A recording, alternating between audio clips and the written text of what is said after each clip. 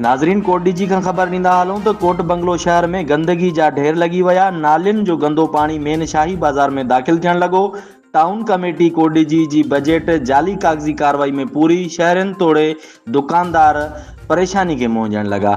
दुकानदार ऐं शहरी सरापा एहतिजाज कंदे चयो त ईद निमाज़ बि असां हिन गंदे पाणीअ जे करे न पढ़ी सघिया आहियूं। गंदे पानी जे करे केतिरियूं ई मुख़्तलिफ़ ख़तरनाक बीमारियूं पैदा थियनि थियूं। पब्लिक हेल्थ ऐं टाउन कमेटी जी इंतज़ामिया के काफ़ी भेरा शिकायतूं कयूं आहिनि। दुकानदारनि जो वधीक चवणु हो त असांजी को ॿुधण वारो न आहे। 300 जे लॻभॻि टाउन कमेटी कोट डीजी में मुलाज़िम ॿुधाया पिया वञनि, पर हिते कोट बंगलो शहर में 4 खां 5 मुलाज़िम मौजूदु आहिनि जेकी पंहिंजी मर्ज़ीअ सां शहर जी सफ़ाई कंदा आहिनि। टाउन कमेटी कोट डीजी जे मुलाज़िमनि जो जमानदार इनायत अली शेख ॿुधायो त असांजो कमु शहर जो कमु न आहे, हीअ पब्लिक हेल्थ जो कमु आहे। अदा मसलो इहो आहे त जाको बारिश पई आहे त असांजी बाज़ार में पाणी बीह रहियो आहे। गंदो पाणी आहे जंहिंमां असांजो गुज़र अचणु वञणु तमामु ॾुखियो थो थिए पियो ऐं असांजी बाज़ार में को बि कारोबार वग़ैरह न आहे। असां दुकान छॾण ते मजबूर थी विया आहियूं। असांजे टाउन कमेटी कोट डीजी खे असां एसी साहब सां मुताबिक़ कयूं त 400 मुलाज़िमात टाउन कमेटी कोट डीजी जो जेके असां वटि कुल शेख जेके 6 माण्हू कुल कमु कंदा आहिनि। बक़ाया माण्हू किथे आहिनि उहे असांखे ॾेखारे। जेके सफ़ेद पोश वॾेरनि जा माण्हू आहिनि जेके हर महीने पंहिंजे चेकबुक खणी अची बैंक तो पघार खणी वञनि था, पर कमुकार लाइ कंहिं क़िस्म जो को बि कंहिंजो पासो चेताव न आहे।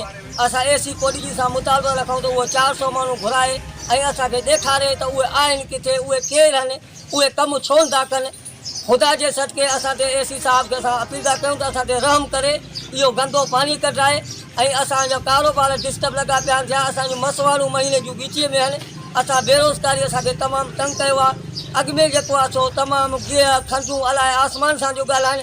असां पंहिंजे खाधे पीते में परेशान आहियूं, वधीक हिन गंदे पाणी असांखे परेशान कयो आहे। असांजो ख़ुदा कारण इहो मसइलो हल कयो वञे। ताईं असांजी बाज़ार में तव्हां हिन वक़्तु हलो, तव्हां मीडिया वारा तव्हां ॾिसो पाण हलो उते उहो पाणी गंदग पाणीअ मां असांजो अचणु वञणु उन पाणी मां आहे ऐं पाणी कंहिं क़िस्म जो न नेकाल थियो आहे। ताज मनसो अखे बि कोन ॾिठो आहे त पीएमओ आहे या न आहे, असां कॾहिं अखे ॾिठो ई कोन्हे।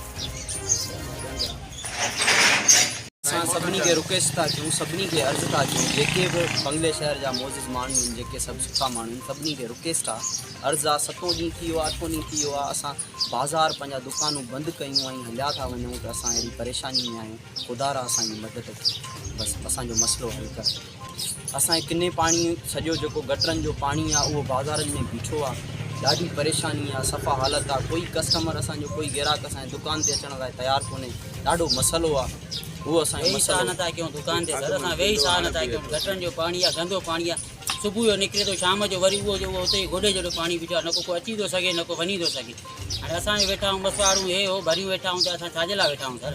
इहो त सर वधीक उहे बहितर था ॼाणनि न जेके कनि था सर। उन्हनि खां बि पुछी था सघो न तव्हां। ॾिठो असां त विया आहियूं, ॾिसी आया आहियूं, पाणी निकिरे ई कोन थो। जे निकिरे त पोइ इहा हालत छो हुजे। पाणी किथां बि निकिरे कोन थो। ॾींहंनि खां पोइ पाणी बीठो आहे। अॼु 5 ॾींहं आहे, 6 ॾींहं आहे।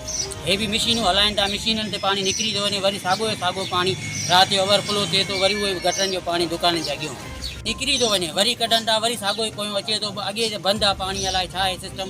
जे बंदि न हुजे त पाणी निकिरी वञे नी अॻे। तव्हां ॾिसी आया, तव्हां वीडियो भरे आया हो, पाण ॾिसी आया हो।